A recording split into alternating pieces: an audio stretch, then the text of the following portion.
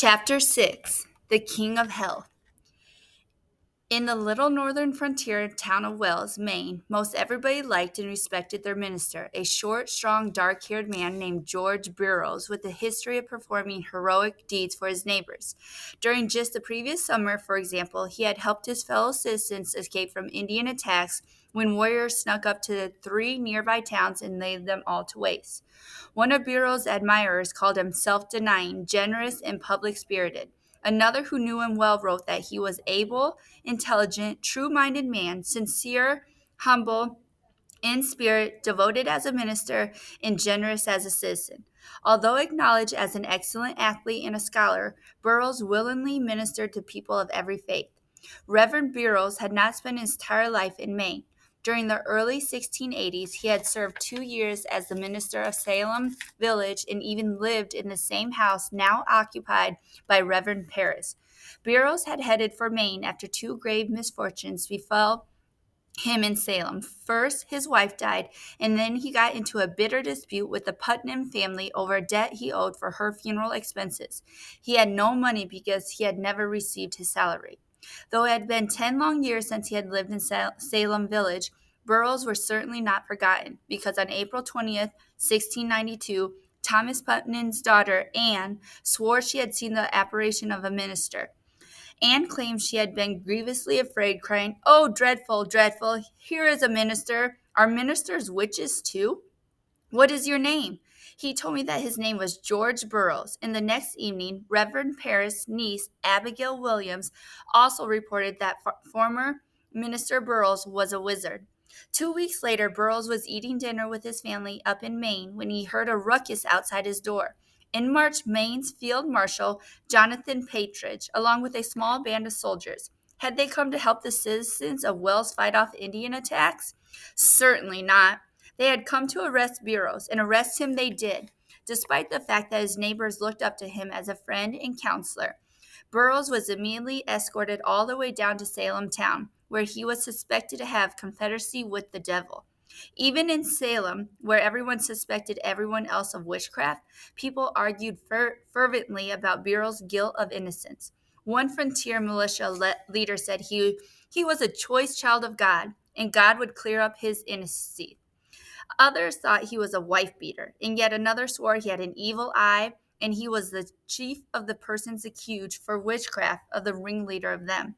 By July, a 15-year-old girl from Andover named Mary Lacey Jr., who had confessed that she was a witch, would claim that she had flown to a secret communion where 77 witches were drinking blood and eating blood-colored bread. It was there that she saw a woman named Martha Carrier, also from Andover, who was supposed to have killed 13 people and was now hell's own queen. And it was there, too, that she saw the devil make a promise. Reverend George Burroughs would soon be crowned the king of hell. Burroughs was examined several times in front of enormous crowds between the day of his first witchcraft investigation on May 9th and his final official trial in Salem town on August 5th. At least 30 accusers would pile up a mountain of sworn testimony against him. What did they say? Some truly amazing things. Ann Putnam Jr. said, "He told me he had 3 wives and that he had bewitched the first 2 of them to death, and he bewitched a great many soldiers to death at the eastward. These soldiers had died 3 or 4 years earlier during battles they lost against the Indians, and some of Burroughs' detractors insisted that he was in cahoots with the enemy French and Indian soldiers. Since Puritans thought the Indians were devils, they believed that Burroughs must be in cahoots with the devil too. Then Anne said, "He told me that he was above a witch. He was a conjurer." She embellished her story even more later on. Immediately, there appeared to be the form of 2 dead women in winding sheets, and they turned their faces towards Mr. Burroughs and looked very red and angry, and told him that he had been a cruel man to them, and that their blood did cry for vengeance.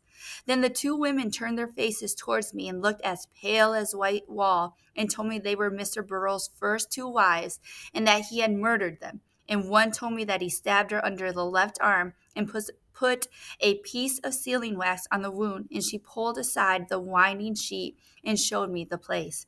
Next, a woman named Mary Toothaker testified that the minister had ordered a convention of 305 witches to pull down the kingdom of Christ and set up the kingdom of Satan. Before long, confessed witch after confessed witch claimed that they had been baptized in the name of the devil by the king of hell himself, Reverend George Burroughs. 18-year-old Suzanne Sheldon, another refugee from the Indian War on the Maine frontier, said Burroughs threatened that if she wouldn't sign the devil's book, he would tear her to pieces, starve her to death, and choke her until her vitals gave out. And to scare her even more, he said he killed 3 children on the frontier, smothered and choked 2 of his wives to death, their ghosts again agreed, and murdered 2 of his own children. Though Burroughs was a short, slender man, some witnesses testified that he possessed superhuman strength that could only come from the devil. Why he could put 2 fingers in the bungholes of enormous barrels of molasses or cider or meat and lift them out of a canoe all by himself. He could put 1 finger into the 7-foot-long muzzle of a heavy fowling gun and hold the weapon straight out in front of him at arm's length. He could run faster than any horse. He could turn into a gray cat. And a man named Thomas Ruck swore that Burroughs could tell his thoughts. But who made the most stunning accusations in the entire case? It was none other than Ann Putman Jr.'s servant, Mercy Lewis. Unlike most of the young accusers, Lewis knew Burroughs, not from the time he lived in Salem Village, but from the time he spent as the minister of Falmouth, Maine, her hometown. When Lewis was 3 years old, Falmouth had been attacked and burned to cinders by Indians, and she and the few members of her family who were still alive had escaped to an island in Casco Bay with Reverend Burroughs' help. Much later, when she was 16 years old, Lewis' parents were killed, possibly right before her eyes, in another battle with the Indians, and she apparently became a servant in Burroughs' household for a short while after that. Burroughs had escaped from every single Indian attack on the frontier without a scratch. Did Lewis believe he was an ally of the Indians? She thought the Indians were devils, and she certainly wanted to get him in trouble, because this is what she wrote under oath on April 3rd. On the evening of May 7th, before his first hearing had even begun, she had seen the spirit of Burroughs, whom she knew very well. This apparition tortured her horribly over and over again, urging her to sign her name in a mysterious book that he kept in his study. He said he had several books she had seen, and he could use this one to raise the devil himself. He told Lewis that the devil was his servant and said he had even commanded the devil to bewitch several other teenage girls. Again, he tortured Lewis, threatening to kill her if she told anybody what he had just said and ordering her once more to sign her name in the devil's book. Though he was shaking her all to the pieces, she cried that she would never write in that book, even if it killed her. Then she told a rapt audience what happened 2 days later.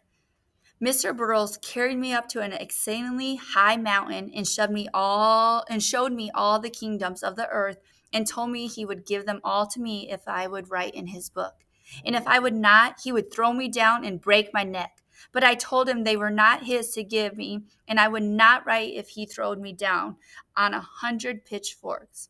Upon hearing this testimony, the hideous clamor and screeching of the afflicted girls became so intense that they were removed from the courtroom for their own safety.